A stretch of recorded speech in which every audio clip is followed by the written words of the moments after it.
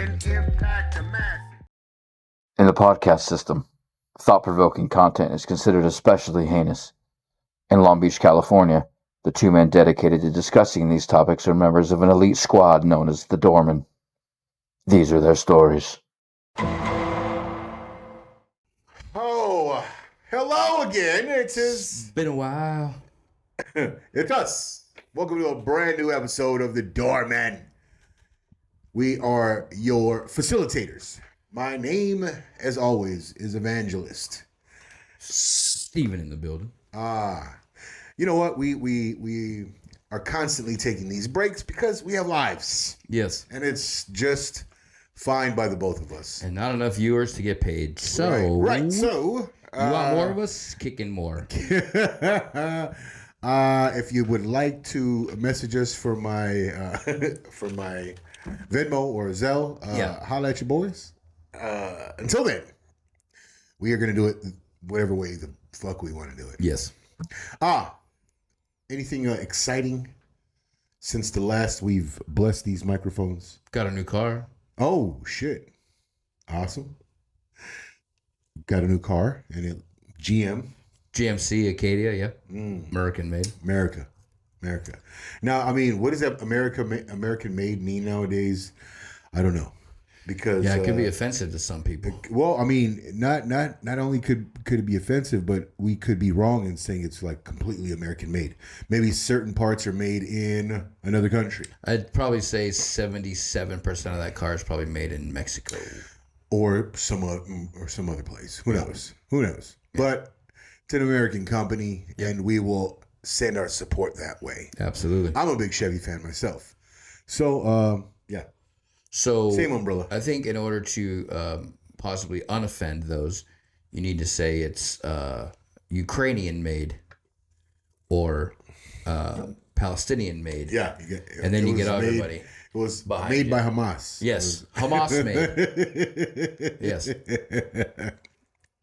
Unbelievable. Now, I mean, I guess we could dive in and talk about the, everything that you see around protesting, especially on the college campuses or in certain streets, blocking certain bridges across America. But what good will that do? None. As a matter of fact, I think what we want to do is we just maybe describe what the hell we are going towards. What do we want? What do we want at the end of this rainbow? What kind of living? What is a more utopian place to be as far as society goes? We know utopia doesn't exist. We know the idea of creating some perfect place doesn't exist. But I think we can agree that we can at least there can at least be an MO that can be, I don't know, practiced. There's certain behaviors that can be practiced by individuals to make the place better. Yeah. I mean, I guess the bottom line is stop being a bitch. There's so many fucking people that are just crying about like irrelevant shit that it floods the news feeds, it floods the reels, it floods social media, and then it becomes a viral moment. And the basis of the whole moment is somebody being a bitch. Yeah, but what about us who see all of that and then we kind of complain about it as well? Does that mean that we're kind of doing the same thing? No, I don't think so, because I'm not stomping around and crying and going on a live feed and asking for people. Like that fucking dude that wants Apple to ban the meat emojis because he's vegan. What the fuck is that about? Jesus. Yeah. I mean, shit like that. Shit like that that's so minuscule in the grand scheme of things. Like that. I mean, let's take a look at what that is, right? I mean, it's just, and it seems like the trend today, right? I am something very specific, right? This is, kind of a blanket. I'm something that I identify in this way. You have to honor me and my identification. Right. And then you have to act in the way that I identify. Right. Like, what? It's like do as I say and as I do, right? Well, yeah, kind of. And it's just a bunch of whiny fucking pussies. It's really what it is. I don't know. It's people have, like, adults have a child's mentality. Yeah. And it's acceptable. Yeah. And they look to be acceptable. Yes. And they look to be accepted. Yeah. Until like, accept me. Until shit gets now. real. Right? Like, right. There's that video of that trooper. I think it was in Alabama. Not sure where it was, but there's a trooper that was asking people to leave, and this whiny little bitch of a dude got on his face, and he got tackled, handcuffed, and he was walking away, and he decided to throw his body on the ground, much like Adam does when he's throwing a 2-year-old tantrum. Yeah. And he's 2. Yes. Yeah. And this kid did it, and the trooper, what he did was picked him up by the cuffs, picked him up by the leg, and carried him maybe about 150 yards to the squad car. Carried him. Nice. And the whole time he's saying, "You're hurting me." It's like, well, you should have thought about that before you got into a cop's face. Okay. Let's address something like that, right? Or something dealing with that incident, right? Is every cop out there operating in good? You know what I mean? Like, are they doing the best job? Is every individual cop doing the best job? No. Are there imperfect cops out there that, do too much? They spend a lot more of their time power tripping. Yep. Yeah, there's a lot of Absolutely. there's a lot of cops out there who do exactly that. Right. They power trip. But to say that, like a whole blanket universal, defund the police. That's kind of crazy, right? Because a lot of you absolutely need police. A lot of you out there can't, wouldn't be able to handle, your house being stormed into or being robbed, or you wouldn't have no other option but to call the police, right? So yeah. And it seems like the people who, run around claiming to want a defunding of the police or shit on the cops, they're the guys who most need it. Now, I've seen a lot of these podcasters or a lot of these influencers who follow the cops around, and they kind of try to highlight the bad cops. Mm-hmm. And those guys, a lot of those guys seem like, they can handle themselves. A lot of those guys seem like, they're doing good, yeah. Right? Because they are trying their best to highlight terrible cops, because there are terrible cops out there. Right. Right. So I see a lot of that shit. But that's kind of the same thing. Like I see it everywhere. Mm-hmm. But you go around looking for trouble, you're gonna find it. Yeah. Right. Absolutely. You go around, especially the ones that are doing it, like, when their friends are getting, interrogated, and then they pull out their phones, and like your cell phone is the new lawyer, it seems like, right? Mm-hmm. Like you automatically, think if the cop sees your phone out, he's gonna stop doing whatever he's doing. Yeah. There was a video circulating around. This guy was getting his ass whooped by several cops. Oh shit! Oh shit! But the videos that we see are clipped and edited to make it a one-side point of view, right? You don't see the whole video of when they pulled him over, and he was a 2-time felon with 2 loaded guns on the passenger seat. And they asked him to get out, and he wouldn't get out. They asked him to put his hands on the wheel, he wouldn't put his hands on the wheel. So, that video that was going around when it just shows all of a sudden 5 cops beating the holy shit out of this one guy, yeah, who happened to have a criminal background, who happened to have 2 loaded weapons in the back. And when you lay down the actual story, what happened, cops only have 0.4 of a second to react. Yeah. In situations like that. Yeah, I totally understand that, right? But this is what I think happens a lot of the time, right? So you'll hear stories like that, right? Where, people have watched bits and pieces of the actual event, they'll watch a small portion and they'll formulate their little mindset. And then the next time that they get stopped by the cop, they'll go in with that mindset, Right. having seen that clip. Yeah. And then they'll try to interact with the cop, kind of bringing that incident into this new incident. And then that too kind of like duplicates the same shit. You have a shitty interaction with the cop, you get fucked up, and then, you know, boom, a whole nother something Right. is made. It's Of. another viral moment. Right. Of So the police I think the being answer, police. right? I think we as individuals should just try to live intentionally in your specific moment, right? You can't bring outside, interactions between other people, or even outside interactions between you and some other person into a new interaction.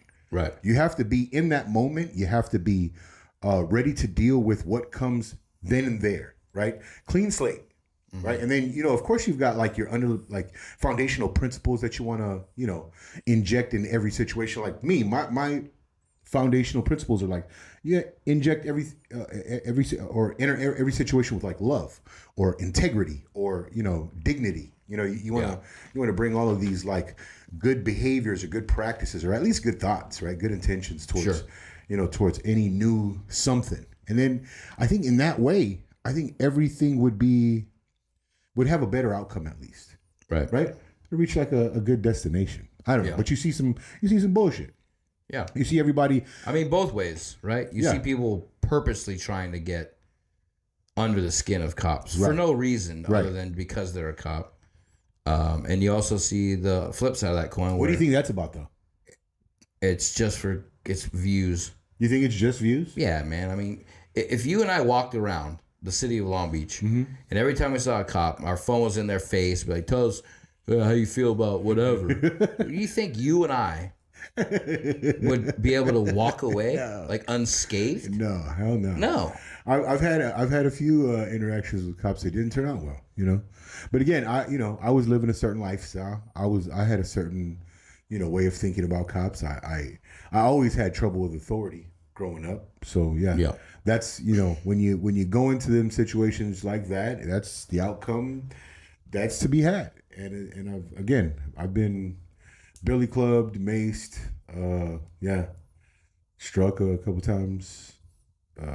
It's again, you got to deal with every situation. You got to live in that moment. Be intentional about what you're trying to do. If you are trying to start a fight with a cop, then that's what's gonna happen. Deal with the outcome. Deal with it, right? Because you're don't gonna go crying. You're gonna get fucking served. Don't one way or go the crying. other. I mean, I remember the first time I got clubbed, and actually no, the first time I just got maced and pretty dirty. It was pretty dirty in the way they maced me because they maced me after the cuffs were on, as opposed to before the cuffs were on. And then I just remember I didn't think about going and crying and creating a complaint. I thought about like, man, I hope one day I run into this man without his badge and his gun, and then I'm gonna call him up. I'm like, yo, I hope you remember me. Let's take this walk. You know what I mean? Let's that's just the way I saw it back then. But you get over it. Yeah, a lot of people. That's another reason why people get in cops' faces in order to get struck, and then sue. Right. Or get struck and go viral and play the victim.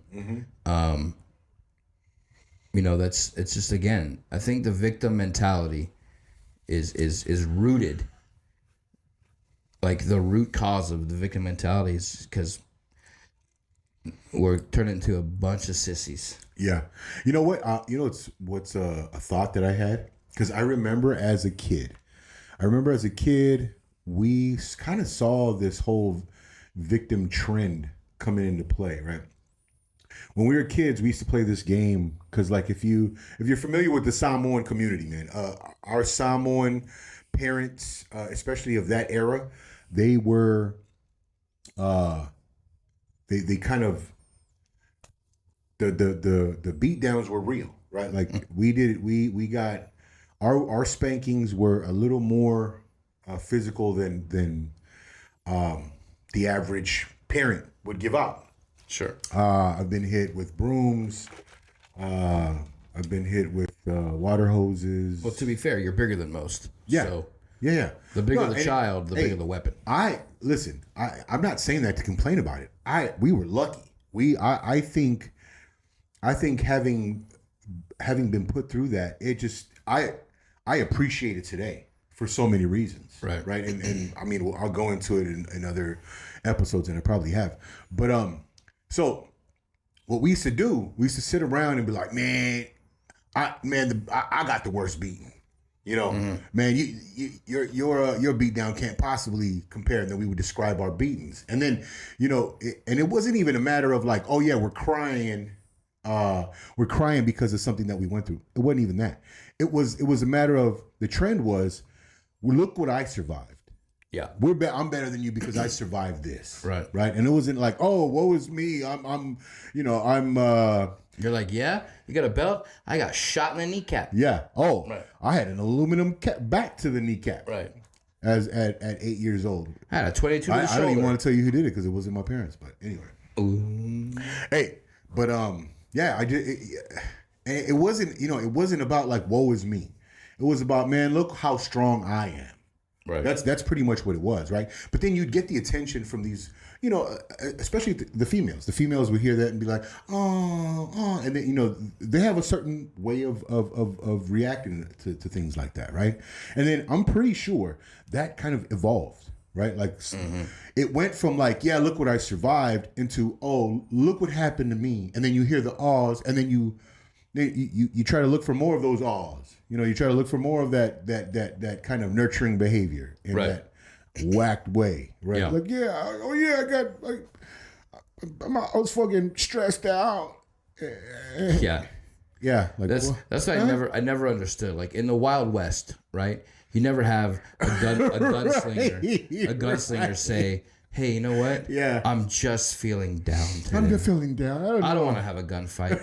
You know what I'm saying? It's just like there's an excuse or a reason, Right, bro. or a cause behind every fucking thing. Right. Like, I'm not. Like a day you have a bad day at work. I'm not coming home. I'm not depressed because I had a bad day. You just have shitty days sometimes. Yeah. You know what I mean? Yeah. And you don't go on your live and say, "Oh man, my manager made me do this." The problem is, what people have found is that if they dwell on their shitty day and they start to point at their shitty day, other people will give them a reaction that they like. Right. Right. But if you're, if your attitude and approach to that shitty day is like, man, I had this shitty day, I'm still good. Right. Right. Then how much different would that kind of be? Right. Yeah. Like how trivial is one bad day in your life? I mean, look, you brought up the settlers. You brought up these people in the old West who migrated to the West. How much turmoil did they have to deal with? Right? How much did they have to overcome? Like back then, if somebody in your wagon train sneezed, your whole fucking wagon train was done in a month. You know what I mean? Yeah. Like, hey, that guy sneezed. Get him out of here. They're like, yeah. You know what? That wagon is going to be traveling. Give probably, him the COVID distance. Yeah. Give that guy a half a mile behind us, but allow him to still Have maintain him pull his own wagon eyesight because we can't afford to have the horses get taken. Right. No, I don't. I think about that shit all the time. Like people are like, "Oh, I'm on medication for, I get the blues." Right. You what? Right. But crazy thing is though, the crazy thing is the new answer for all of this stuff. And I know, we're this technologically advanced society and whatnot, right? But when pharmaceuticals is the answer for everything, I think we've lost. I think you've somewhat lost because there's so many different things that you want to take into consideration, right? Like how much sun you're getting, how much oxygen is your body getting, how is your breathing patterns, during the day. You kind of want to get all of those things in check. How much exercise are you getting? How much movement and how much blood flow is your body, getting? Like those are the things that you kind of want to. How much rest are you getting? How much sleep are you getting? Right? Like you want to maintain like healthy amounts of all of that shit, right? And then And then if after that, then you still see, all right, there's an issue. Then maybe turn into other like things that you could take. Maybe like your food, like different foods that you can eat, right?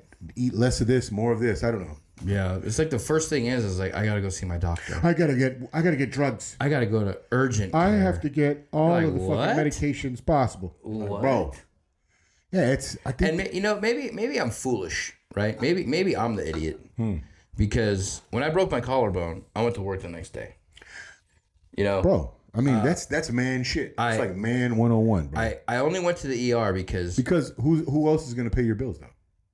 that's true. No one. But also, you know, I only went to the ER because I didn't know exactly what to do for a broken collarbone. If I had the chance to get on my phone and YouTube or Google what the remedies for a broken collarbone and realize that there's nothing you can do, I would never went to the ER. Never. Oh. But I only went because I had no idea. I called my mom. I was like, Mom, I broke my collarbone. And my mom, the gangster that she is, says, why did you do that? And I said, well, I didn't set out and say, you know what I'm going to do today? I'm going to break my collarbone. It was an accident in softball, and it happened. But, you know, there was really no place else to go. And I didn't know the pain that would come with it in the night, right? So I went to the ER, and they gave me a Norco prescription that I never even took. Didn't even take it. Tylenol and Shelby. That's what got me there. But yeah, most people would like they'd call the ambulance and have them like transported to the ER and immediately like sign up for some surgery. It blows my mind. It blows my mind. Well, I mean, I think people have bought into this system, right? They've bought into this system, and again, everything that we encounter today, everything that is available to us, is meant to be a tool, right?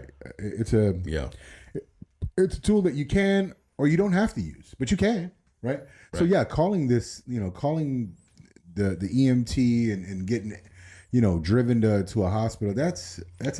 Maybe I'm old school too because I thought somebody called an ambulance, and the second I sat on that bumper of that ambulance, there was a bill, and that's all I was thinking about.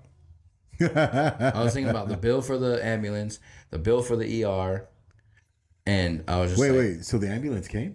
Some nosy Karen lady called the ambulance. Called the ambulance, and they said, "Sir, you want us to take you?" And I said, "Get away from me." And they're like, "Well, you need to be taken to the hospital." I was like, "Who the fuck are you to tell me what to do?" Yeah. You're like, "No, I'm good." So I had somebody take me to the ER. I went through the x-rays. I went through all the stuff. I knew my collarbone was broken. Couldn't move my arm. Obviously, something was not right. Right. So they gave me 45-cent sling and the prescription and sent me on my way. That kind of reminds me of when I broke my jaw. So I broke my jaw in a football game. We were doing this like New Year's Eve pickup game right down the street next to Cabrillo High. And then I got headbutted from the side. Some guy run in and headbutted me and broke my jaw, right? So, needless to say, I left the game early. You didn't finish the game? Pussy. Yeah, anyway. I had to go to work that night, so I was like, man, Yeah, see the things you think about. Yeah. As a man. Yeah. So I had to go to work that night. Work? I was like, God damn. So I had to make sure I was okay. So I went home, and then I was like, okay, this swelling, I can deal with this swelling with ice. So I iced it down, and I was like, okay. And then so I grabbed the bite, and I started to chew on something, and I felt the bones do this. Yeah. So the bone on the jaw is like doing this. And I was like, well, I don't want to chew on that side, so I'm going to chew on this side. So I still felt the little, grinding of the bone. Mm-hmm. I didn't go and get that thing checked out for 1 month. This happened December 31st. I went to get x-rayed February 6th. I remember it was my daughter's birthday. February 6th or February 7th. And then, so I go in there and I get the jaw x-rayed, and they're like, you can fit a credit card in that crack in between your jawbone. And I was like, oh, wow, no, no way. They were like, when did this happen? I said, well, December 31st. They're like, what have you been doing for 1 month? I said, well, I was just trying to chew without too much pain. But put all my food in the blender, sir. not yet. But that happened, bro. Yeah. Yeah. So I was just trying to chew as the best I can, and try to. But I thought like this thing is never gonna heal if I keep wanting to eat, and then and so they were like, yeah. So what you're supposed to do is you're supposed to come in and get it set. Get it set. What do you mean? 4 screws drilled into your mouth. So each, like the top part of the mouth, there was screws inside my mouth, and the top part of the bottom part screws, and then they get chicken wire. When was this? This was back in 2005. Damn. Yeah, this is 2005. And then they tighten the chicken wire till your jaw is just locked in this place, and I had to wear that shit for 8 weeks. Oh, fuck all that noise. 8 weeks. Smoothies, Ensure, Slim Fast, you name it. Oh, that's what I was. God. That's what yeah, so it was horrible. Hey, but I'm gonna tell you, having smoothies for 6 weeks, right? I was fed up. I was like, fuck chocolate, fuck all that fruity smoothie shit. I want meat. Mm-hmm. My wife came up with the fucking perfect remedy. She got rice, gravy, and meatballs. Put it in a blender, and I had a meat savory smoothie that night, bro. I was fucking elated. I was in fat boy heaven that night, dude. You just don't understand. I was like, see, now this is the best. Some people would call that stupidity for not going, right? Yeah. But those who call it stupidity, I think, are weak in a way where they would run. They would run to the doctor. Yeah. Like the first time they feel a tinge somewhere. Yeah. They're laid up in a hospital bed somewhere. Yeah. Sure. I broke my wrist in a bar fight, and it was probably, I mean, I had my buddy wrap. Well, it happened.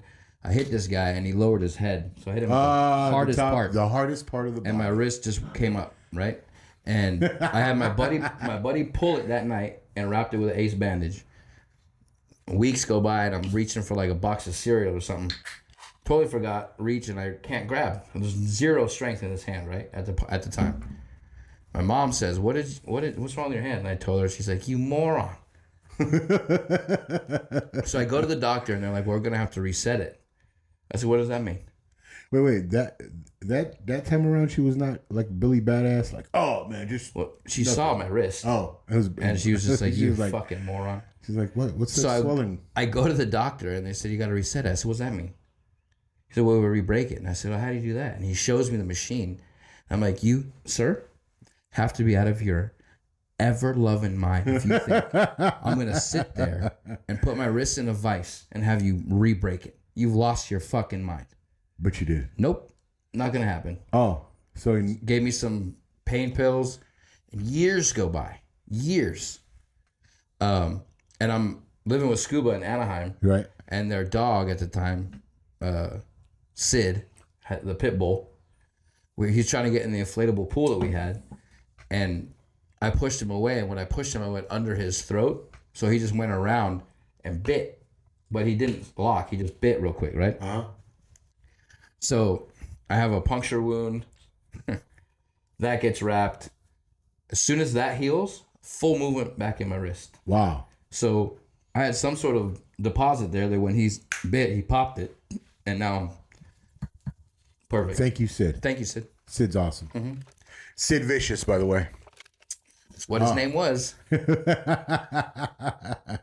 that's that kind of like... No reference to WCW. No, WWE. WWF. Psycho Sid. Psycho Sid Vicious. Psycho Sid Vicious. That was WCW, right? Yeah. And then he came into... and he wasn't he... That wasn't the Skyscraper. No. He was Psycho WWE? Sid. In the WWE. Mm-hmm. And Sid Vicious. No, other way around. Psycho Sid, WCW, Sid Vicious. WWE. Okay. Man, all the memories. Every single podcast for the past 5, we've somehow brought in WWE to the conversation. Right. I mean, come on. We're of that era. Hey, did you... Probably don't know. I saw on the highlights on YouTube what happened with your Uncle Rock at WrestleMania 40. What happened to Uncle Rock, bro? Let me tell you something. So, the whole build up between he called himself the final boss. Okay. Yeah. You don't even know. Oh, yeah. So called himself the final boss. So the match is between Roman Reigns and Cody Rhodes, right? And it's the bloodline rules because they lost the night before. The whole the whole fucking script. So Cena comes out to help Cody Rhodes. Okay.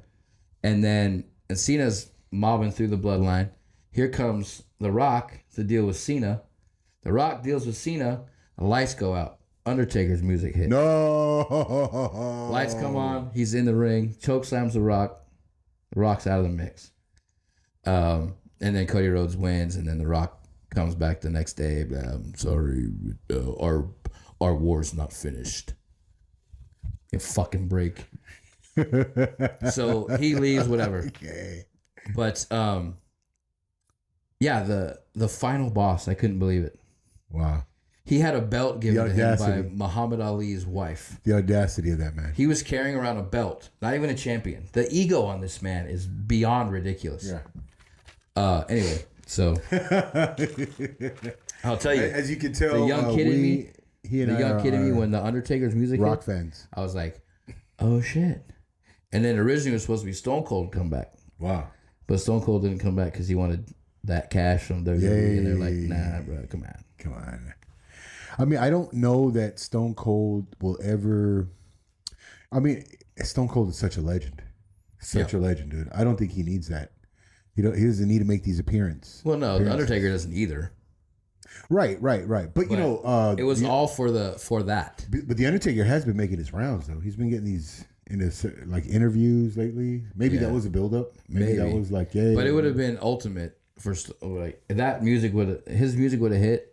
The crowd would have lost their fucking mind. They went crazy with Undertaker, but Stone Cold came back for the first time in like 7 years. They'd have fucking lost their shit. Yeah, just to come back and beat The Rock up. That would have made you happy. And bro, he comes in these Versace, like he's the old Rock, right? He's trying to do the old Rock, but a new way. Yeah. And his vest, and he's all looking dumb and stupid, fake big. He's big. He's fake big. He's not fake big, bro. He is the poster boy. I mean, he probably the takes. Jose Canseco He probably of wrestling. takes supplements. Huh? I mean, yeah. I mean, he's probably Anyway, yeah. There's no regulations in Hollywood. That dude is HGH out of his mind. Okay, might be some HGH. He is the Canseco of wrestling. For sure. I mean, I still have a soft spot in my heart for The Rock. The fact that he is an excellent talker on the microphone. I mean, come on, bro. It's hard to give him a lot of shit. The dude, he brought a new level of promotion, right, to wrestling.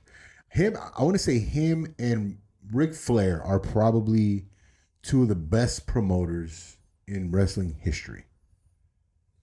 Yeah, I'll give it to you.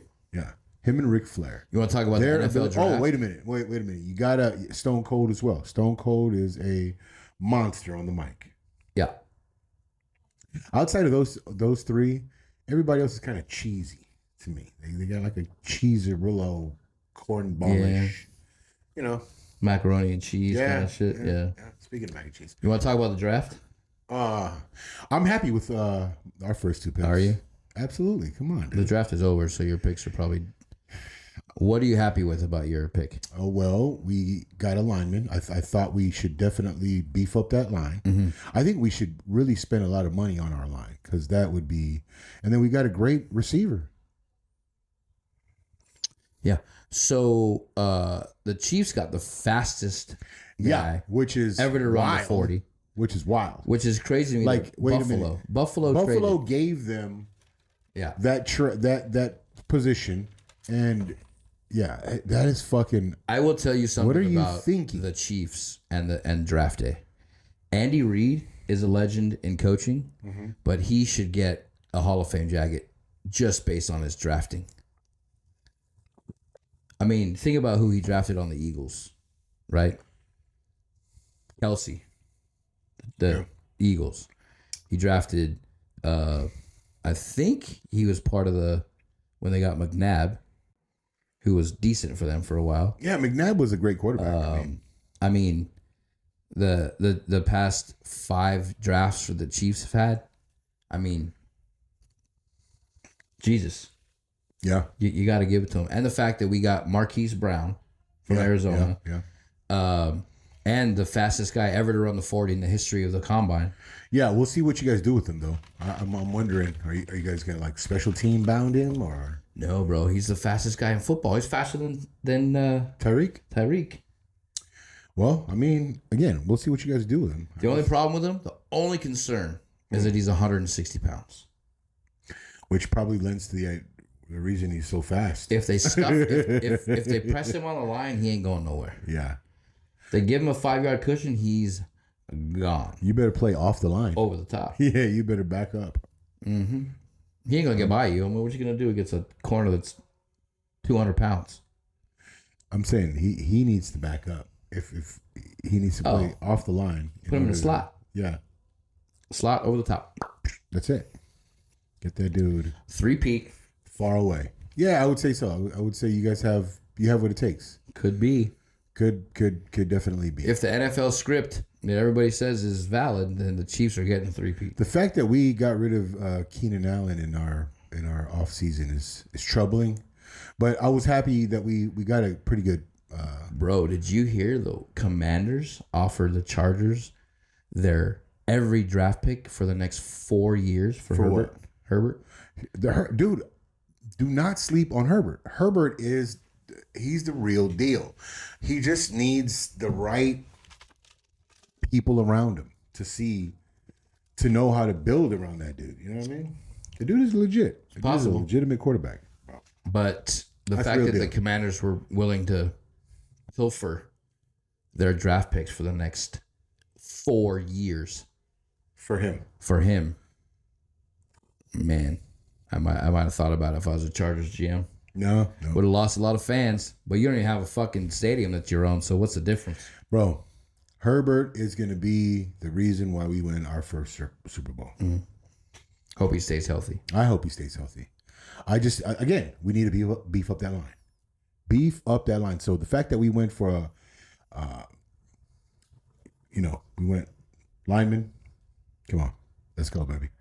Let's go. Yeah, that one guy should make a difference. I mean, come on. He's not even a weak side guy, but all right, we'll see how it goes. Hey, we're moving in the right direction, guys. Yes, positive steps. Positive steps, positive outcomes. Here we go. Mm-hmm. Here we go. All right, so I don't know. You know what I've been thinking about a lot lately? I had a conversation 2 times this week. You know, kind of going along with what we're talking about, right? Because I noticed in my workouts, I noticed in life, every time, whenever it is we're trying to attain something, what works best for us, right? Like, let's say we set a goal in our mind. Let's say we set a goal for fitness in our head, right? What we should do, the practice that we should maintain, is having this vision of what that fitness looks like in our head. Like, what does fitness look like at the end of this specific journey, or this little short-term goal? I want to be able to run 3 miles nonstop. That's what fitness looks like in my head. Go. So every day, whatever it is I'm doing, right, should have that visual in my head. 3 miles nonstop. Right. Mm-hmm. A lot of times what happens is that we go and we start to do these practices. We go to the gym, we get on the treadmill, right?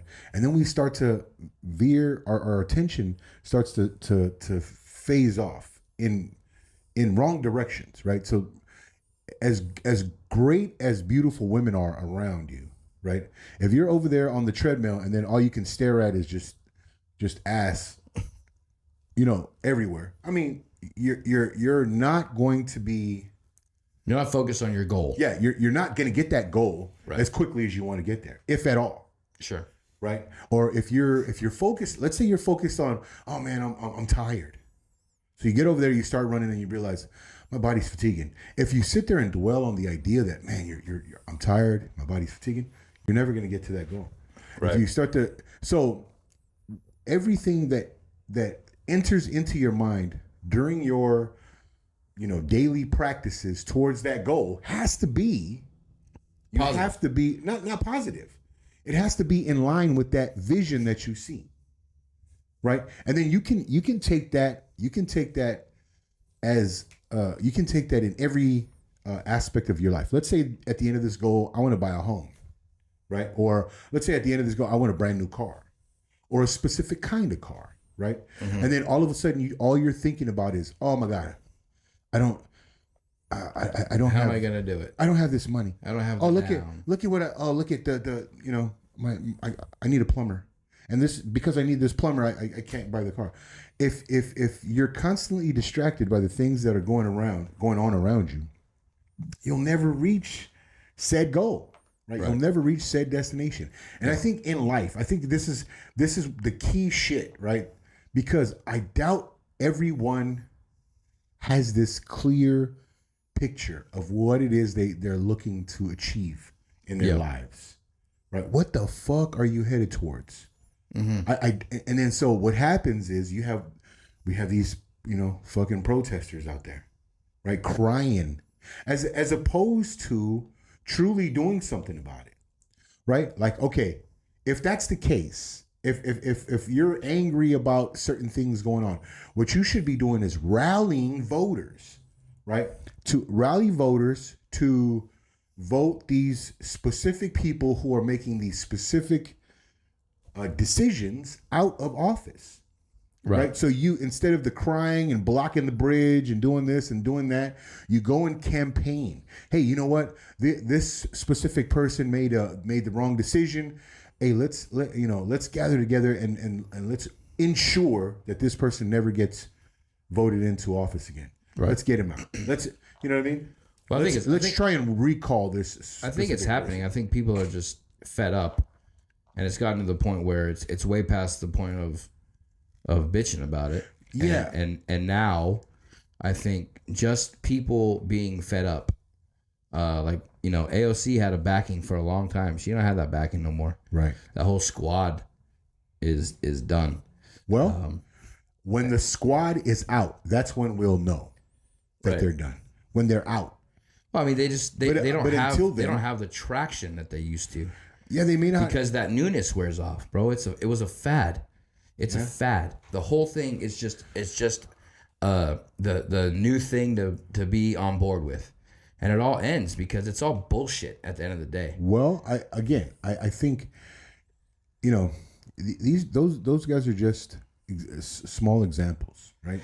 But I think what we see with all of these demonstrations, I think the demonstrations themselves are kind of useless, right? The demonstrations, the types of demonstrations that are being performed, these sit-ins at college campuses, it's all selfish. It's useless stuff, right? Like if they had any real intelligence towards real world answers, they're going to go and hit them where the blow can be felt, because the only people that are going to hurt from the blows that are being thrown by these protesters are going to be other citizens, right? Other citizens who are powerless to do anything, and they too have the same issues with, these politicians as you do. So instead of punishing other citizens as you are doing, like, rally towards some real result. Yeah. Right? Like, just going and, like, I saw a video with a vandalized hall in some school up there in Humboldt, and I thought, what good is this going to do? Right. What is this going to achieve? There's no productivity out of that. It's just, I'm angry. I'm going to write on the walls of this fucking school. Yeah. Well, again, it's the chicken shit way to do it. Yeah. You cover your face. Yeah. You cover your head. You're masked up. You go into a room and you paint, Free Palestine. What? Yeah. And it's wild. Nobody even knows you did it. You know what I mean? You could say it was you. Hey, have you been seeing some of the protesters along the bridges? Yeah. So I drive up and down the 710 a lot, right? So I'd seen last week and the week before, just these small demonstrations of like free Palestine, and I think you would not look that way, because I'm looking up at these guys. You would not be looking that way, right? You got these women with like pretty fitting blouses. Now I was thinking, man, you would not be walking around looking like that, right? With your makeup and you know what I mean. Yeah. And you go to Palestine, and you live there, and you may not be singing the same tune. Of course not. Right? Have you been seeing the interviews with the son of the Hamas co-founder? I think his name is Mossab. Yeah. Yusuf Mossab, something like that. Dude, a lot of what he's saying, and it's wild because I wanna embrace every word that comes out of his mouth because he was there. He's a product of Hamas. I want to like truly believe like that he's seeing this and what he's saying is true. So I want to believe him, and I do, but it's crazy that he's coming to the same conclusions as a lot of us who lean more conservative in the United States do. He's kind of right, like a lot of what we don't believe or what we don't know is that if Israel goes away, right? If Israel is no longer something to be dealt with by Palestinians, and there would be no productivity still. They would fight amongst each other. Right. That's what he's saying. He's saying control, there's, of course. He's like, there's factions in there. There's sects. There's tribes. Yeah. Right. And then so what these tribes do is they fucking battle.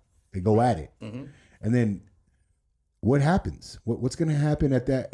Once there is no, and I'm not saying there is not going to be a state of Israel issue for Palestinians to ever deal with, but minus the state of Israel, you're going to be killing each other. Right, because it's never enough. Right. So you'll get that, and then you'll want. What is this free Palestinian, chanting about? Like, hey, free them so they can just fight themselves. Right. Free them so that they can kill themselves. So you just say, you know what? Fine, go ahead. Yeah. Yeah. Go nuts. Yeah, and then I would love for them to take the entire, only these queers for Palestine, take that entire group over there, man. Hey, yeah, go embrace Palestine. Well, what's crazy is it used to be illegal to desecrate an American flag, right? Yeah, wasn't it? It used to be. You couldn't. I don't think it was ever illegal. It was definitely illegal. Really? Yeah, I'm not sure when it stopped being illegal. But, if you burned a pride flag, you are an absolute scoundrel and should be shot in the public square. Yeah. But it's okay to burn the American flag in the streets of New York. Look, I have nothing against the gay community. I have some gay family members who I love dearly.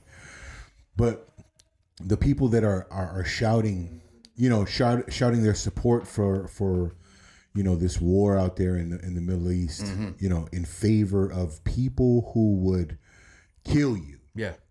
That screams stupidity to me. That's exactly what it is. I said it before. They would. It's the Ukrainian flag and the pride flag on the back. Ukrainians would on hang the back you. of their Tesla. Right. Get the fuck out of Ukrainians do not like the gay community. No. They are not friendly with the gay community. Nope. So, like, again, I have nothing against the gay community whatsoever. The LGBTQI plus, but I don't, crazy. I don't think they understand that if you're supporting Islamic, and Yeah, I don't of have, course not. I don't have a problem with Islam, either. But all of this virtue signaling, where you have these one group. Yeah, it doesn't cheering for this doesn't other make group sense. who would kill them. Right. You're like, really?